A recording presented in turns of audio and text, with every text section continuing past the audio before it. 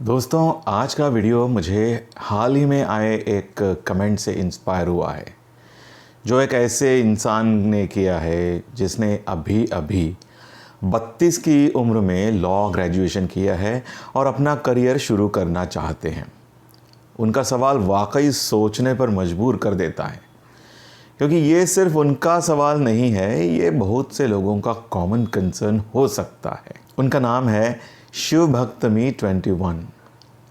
शिवभक्तमी 21 जानना चाहते हैं कि क्या ये सही रहेगा सर, अगर हम शुरू से ही सिर्फ एक स्पेसिफिक एरिया ऑफ लॉ पर फोकस करें, स्पेशली लैंड मैटर्स पर। और उन्होंने एक और बिजनेस माइंडसेट की बात की। वो कहते हैं कि वो जानना चाहते हैं कि क्या लीगल प्रोफेशन को उस अप्रोच से, यानी कि बिजनेस माइंडसेट से देखा जा सकता है। तो हेलो दोस्तों, welcome again to my legal inspiration channel, जहां हम कानून, लीगल प्रोसीजर्स, वकालत और वकील बनने की प्रैक्टिकल रियलिटीज़, एडवोकेसी, इन सभी की बात करते हैं। जो लोग चैनल पर नए हैं उन सभी का मैं स्वागत करता हूं। और एक शॉर्ट में अपना इंट्रोडक्शन दे दूं। मैं हूं एडवोकेट नहुष खुबालकर और मैं नागपुर में हाई कोर्ट में प्रैक्टिस करता हूं। मेरे बारे में अगर ज़्यादा जानना है तो इसी चैनल के डिस्क्रिप्शन में या अबाउट पेज में आप चले जाएं। वहां पर मेरे बारे में आपको जानकारी मिल जाएंगी और कुछ लिंक्स हैं जो आप फॉलो कर सकते हैं। तो शिवभक्तमी 21 जी ने क्या पूछा? एग्जैक्टली ये पूछा। वो कहते हैं, पहले सवाल समझ लेते हैं हम उनका, ताकि आपको आइडिया आएगी कि मैं किस विषयों पर बात करने वाला हूँ। तो वो कहते हैं कि सर, मैं प्रैक्टिस करना चाहता हूँ, मैं आपके साथ प्रैक्टिस करने के लिए तैयार हूँ सर। 2024-25 में लॉ ग्रेजुएशन किया है, यूपीएससी की तैयारी कर रहा था। अभी तक बार काउंसिल में रजिस्टर्ड नहीं हूँ सर। मेरी उम्र 32 साल है। अगर आपका कोई ड्रीम है लॉ फर्म खोलने का तो मैं आपकी बहुत मदद कर सकता हूँ। मेरा माइंडसेट बिजनेस ओरिएंटेड है और मैं कुछ बड़ा करना चाहता था, इसलिए मैंने कुछ जॉब्स ज्वाइन नहीं की।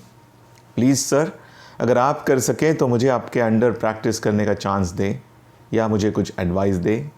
मेरा फोकस सिर्फ लैंड मैटर्स पर प्रैक्टिस करने का है, क्योंकि मेरा मानना है कि अगर आप एक चीज़ पर फोकस करें और उसमें मास्टरी हासिल करें तो आप मिरेकल्स कर सकते हैं। कृपया इस पर मेरा मार्गदर्शन करें और आपका काम बहुत अच्छा है, उसे जारी रखें। तो thank you Shivbhaktami 21 ji for asking this question and also for appreciating my work. तो शिवभक्तमी जी ने पूछे हुए कुछ मुद्दों पर बात करते हैं। पहली बात, सबसे बेसिक बात वो क्लियर कर देता हूँ।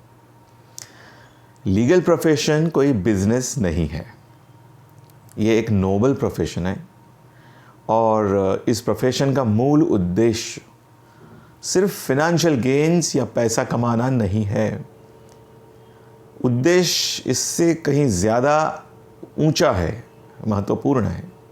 वो है giving services to people and community. आपका एक वकील होना सिर्फ पैसे कमाने के लिए नहीं है, बल्कि एक ऐसा काम करना है जो समाज को न्याय दिलाने में मदद करता है। अब देखो, मुझे गलत ना समझना, एक वकील बनकर आप डेफिनेटली एक कंफर्टेबल लाइफ एंजॉय कर सकते हैं। वकील होना आपको अच्छा लिवलीहुड दे सकता है, क्योंकि आपके पास कानून की गहरी समझ होती है, जो समाज में कई महत्वपूर्ण समस्याओं को हल करने के लिए इस्तेमाल की जा सकती है। और हर एक को अपनी आजीविका कमाने की ज़रूरत भी है, और ये प्रोफेशन उस ज़रूरत को भी पूरा कर सकता है।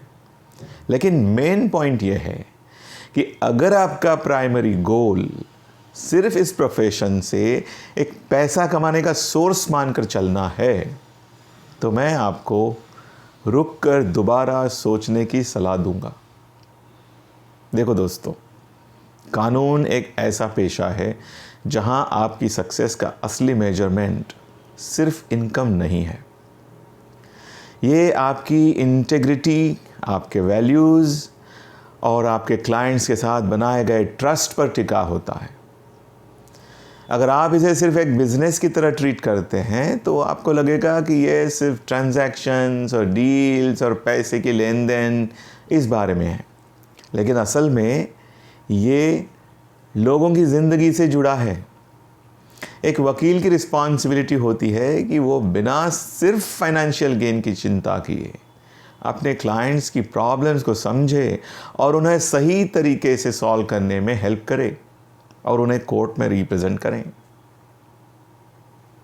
इस प्रोफेशन में लॉन्ग टर्म सक्सेस का रास्ता आपकी सर्विस क्वालिटी से गुजरता है, ना कि सिर्फ आपकी फीस से।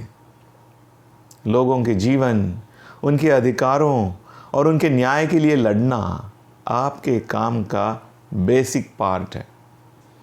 इसलिए अगर आप लीगल प्रोफेशन में सिर्फ फाइनेंशियल गेन करने के लिए आ रहे हैं तो शायद आप इस प्रोफेशन की डेप्थ और उसकी रिस्पॉन्सिबिलिटीज़ को ओवरलुक कर रहे हैं, इग्नोर कर रहे हैं। देखिए, पैसे आना एक बाय प्रोडक्ट है, लेकिन अगर आपका फोकस सोसाइटी की सेवा और न्याय के प्रति आपकी कमिटमेंट पर है तो न सिर्फ आप एक सफल वकील बनोगे, बल्कि आप एक रिस्पेक्टेड और ट्रस्टवर्दी लीगल प्रोफेशनल भी बनेंगे। देखो, लॉ के फील्ड में लॉन्ग टर्म सक्सेस की है आपकी सर्विस जो आप अपने क्लाइंट्स को प्रोवाइड करते हैं, और है ट्रस्ट और रिस्पेक्ट जो आप बिल्ड करते हैं, ना कि सिर्फ वो फीस जो आप चार्ज करते हैं।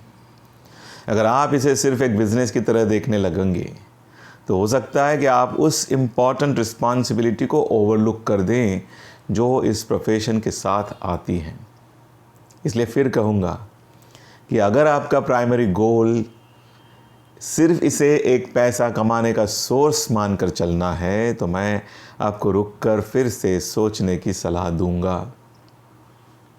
अब इस पॉइंट से जुड़ा एक और महत्वपूर्ण एंगल क्लियर कर देता हूँ और फिर इस पॉइंट को ख़त्म करूँगा और अगले पॉइंट पर जाऊँगा। देखिए, जब मैं कहता हूँ कि समाज की सेवा करना तो मेरा ऐसा कहने का मतलब ये नहीं है कि वकीलों को अपनी सर्विसेज मुफ्त में देनी चाहिए या हर बार बिना फीस से काम करना चाहिए। समाज की सेवा करने का मतलब थ्रू लीगल प्रोफेशन, उसका असली मतलब है अपने लीगल स्किल्स और नॉलेज का सही उपयोग करके लोगों की मदद करना, चाहे वो किसी इंडिविजुअल का राइट हो, चाहे या फिर किसी कम्युनिटी के लिए न्याय की लड़ाई हो, या फिर कानून के माध्यम से सोसाइटी में किसी इशू को एड्रेस करना हो। जब एक वकील समाज की सेवा करता है, इसका मतलब ये है कि वो अपने क्लाइंट्स को सही और एथिकल लीगल एडवाइस देता है और उन्हें कानून के दायरे में न्याय दिलाने की कोशिश करता है और उनकी समस्याओं को इफ़ेक्टिवली सॉल्व करने में मदद करता है। और ये सब करते हुए ऑफ कोर्स वकील अपनी फ़ीस भी चार्ज कर सकते हैं क्योंकि वो एक प्रोफेशनल सर्विस प्रोवाइड कर रहे हैं, ठीक वैसे ही जैसे एक डॉक्टर, इंजीनियर या कोई प्रोफेशनल करते हैं। तो फीस लेना इस बात को कम नहीं करता कि वकील समाज की सेवा कर रहा है। हाँ देखो, प्रो बोनो वर्क यानी कि बिना फीस के सर्विस देना, ये किसी वकील का एक व्यक्तिगत चॉइस हो सकता है और ये एक नोबल जेस्चर भी हो सकता है, लेकिन ये हर मामले में लागू नहीं होता। एक्सपेक्टेशन ये नहीं हो सकती। तो बस यही बात क्लियर करनी थी, क्योंकि कहीं ये गलतफहमी ना हो जाए आपको कि जब मैं समाज सेवा की बात करता हूँ इसका मतलब फ्री ऑफ कॉस्ट की बात कर रहा हूँ, ऐसा नहीं है। अब कमेंट के दूसरे पॉइंट पर बात करते हैं। क्या शुरू से ही किसी स्पेसिफिक एरिया ऑफ लॉ पर फोकस करना सही है या नहीं? अब इन साहब की इंटरेस्ट, मतलब शिव भक्तमी 21 जी की इंटरेस्ट सिर्फ लैंड मैटर्स पर फोकस करने में है, जो कि काफ़ी स्पेसिफिक एरिया है।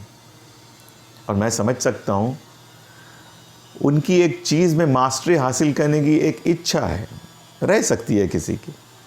लेकिन दोस्तों, मैं आपको एक्सप्लेन करूँगा और शिव भक्तमी जी को भी, ऐसा क्यों हो सकता है कि आपकी लीगल करियर की शुरुआत के लिए ये सबसे अच्छा तरीका ना हो। देखिए, लॉ प्रैक्टिस के इनिशियल ईयर्स यानी कि शुरुआती कुछ साल सभी एक्सपोजर के बारे में होते हैं। आपको एक ब्रॉडर अंडरस्टैंडिंग चाहिए डिफरेंट एरियाज ऑफ लॉ की, चाहे वो क्रिमिनल लॉ हो, सिविल लॉ हो, फैमिली लॉ हो, या एडमिनिस्ट्रेटिव लॉ हो, लैंड लॉज, या कोई और एरिया ऑफ लॉ हो। क्यों? क्योंकि हर लीगल इशू कहीं ना कहीं एक दूसरे से जुड़ा होता है। जितना डाइवर्स आपका एक्सपीरियंस शुरू में होगा, उतना ही strong foundation, strong legal reasoning आपका बनेगा।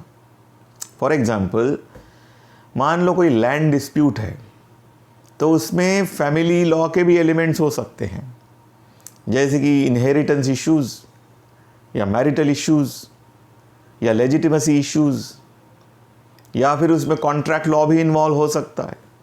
अगर उस लैंड डिस्प्यूट में कोई सेल एग्रीमेंट इन्वॉल्व हो, या कोई सेल डीड हो, इस टाइप की बातें। तो अगर आप सिर्फ एक स्पेसिफिक एरिया पर फोकस करते हैं, तो आप उस ब्रॉडर स्किल सेट को डेवलप करने का मौका खो रहे हैं, जो आपको फ्यूचर में हेल्प करेगा। तो ये समझने के बाद अब आपके मन में सवाल आया होगा, तो आपको क्या करना चाहिए? देखिए, एक स्ट्रॉन्ग फाउंडेशन बनाएं। शुरुआत के कुछ सालों में आपको वैरायटी ऑफ केसेस हैंडल करनी चाहिए, चाहे वो सिविल लॉ हो, फैमिली लॉ हो, क्रिमिनल लॉ हो, चेक बाउंस केसेस हो, लैंड लॉज हो, कंज्यूमर हो, या सर्विस लॉ, कुछ भी। या चाहे वो लिटिगेशन हो, यानी कोर्ट केसेस लड़ना हो, या लीगल कंसल्टेंसी हो, ड्राफ्टिंग हो, प्रो बोनो काम हो, कुछ भी प्रकार का काम हो, सभी काम आपने करना चाहिए। ये करना आपकी अंडरस्टैंडिंग को शार्पन करेगा कि कानून प्रैक्टिकली कैसे काम करता है। और जैसे जैसे आप एक्सपीरियंस गेन करेंगे, अब महत्व की बात है, जैसे जैसे आप एक्सपीरियंस गेन करेंगे, आप नेचुरली पुल करेंगे उस तरफ, ग्रेविटेट करेंगे, खींचे जाएंगे उन एरियाज़ की तरफ जो आपको सबसे ज़्यादा पसंद आते हैं। बिलीव मी, वो स्पेसिफिक एरिया जिसमें आप एक्सेल करेंगे खुद सामने आ जाएगा आपके। लेकिन शुरुआत में फ्लेक्सिबिलिटी रखना और अलग अलग कामों के लिए ओपन रहना बहुत ज़रूरी है। दोस्तों, इस प्रोफेशन में अब एक और इसी से जुड़ी बात मैं आपको बताता हूँ। इस प्रोफेशन में कंटिन्यूस लर्निंग का भी इम्पॉर्टेंट रोल होता है।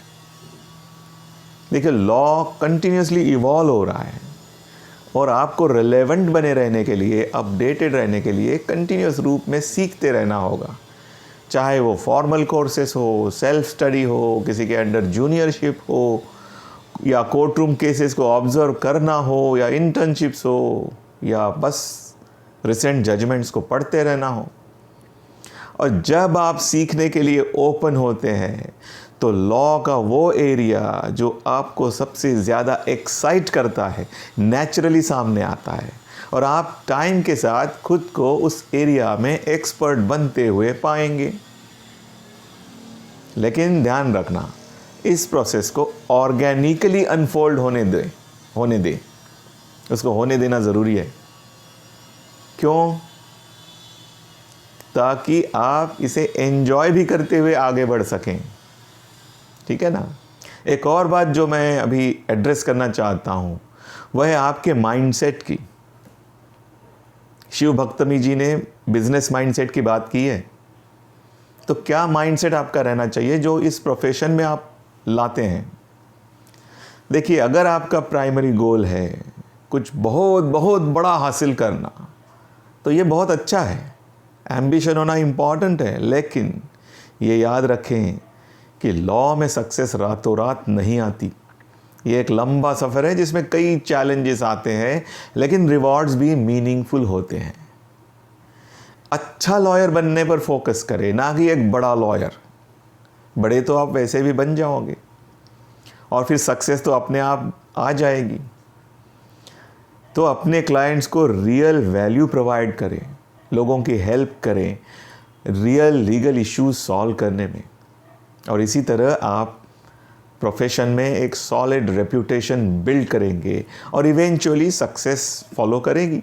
तो जो लोग लीगल प्रोफेशन में कदम रखने की सोच रहे हैं उनको मेरा सुझाव है, जल्दबाजी में स्पेशलिस्ट बनने की कोशिश ना करें।